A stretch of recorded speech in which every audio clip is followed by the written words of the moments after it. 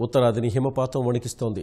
గత కొన్ని రోజులుగా విపరీతంగా మంచు కురుస్తూనే ఉంది. జమ్మూ కశ్మీర్, హిమాచల్ ప్రదేశ్, ఉత్తరాఖండ్ రాష్ట్రాల్లో తీవ్రత అధికంగా ఉంది. పరిసరాలు ఎటు చూసినా శ్వేతవర్ణంతో దర్శనమిస్తున్నాయి. దీని తీవ్రత మరికొంతకాలం ఇలాగే ఉంటుందని భారత వాతావరణ శాఖ తెలిపింది.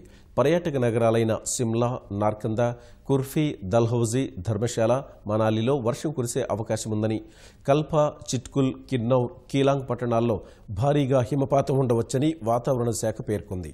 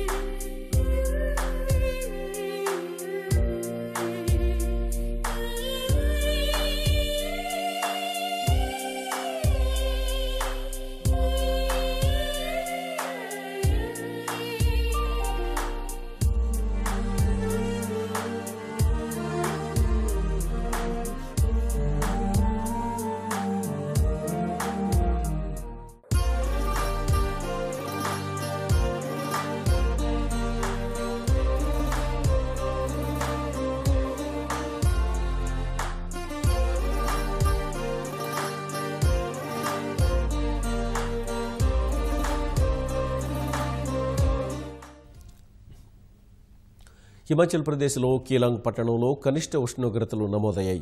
ప్రస్తుతం ఇక్కడ 1.9 డిగ్రీల ఉష్ణోగ్రత ఉంది. కల్పా, మనాలిలో 1 నుంచి 1.2 డిగ్రీల ఉష్ణోగ్రతలు నమోదయ్యాయి. సిమ్లాలో రికార్డు స్థాయిలో -9.5 డిగ్రీల కనిష్ట ఉష్ణోగ్రత నమోదైనట్లు వాతావరణ శాఖ తెలిపింది.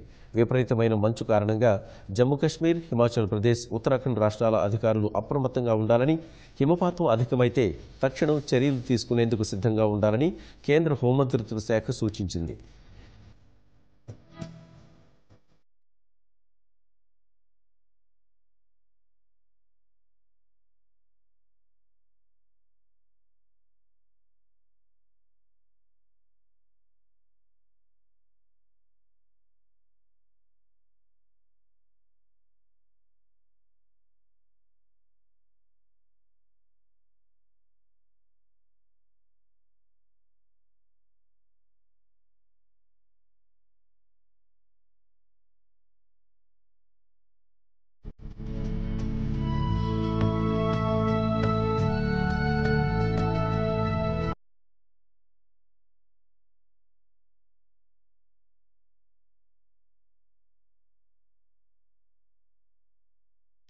కశ్మీర్లో హిమపాతం అధికంగా ఉన్న 7 జిల్లాల్లో అధికారులు ప్రమాద హెచ్చరికలు జారీ చేశారు.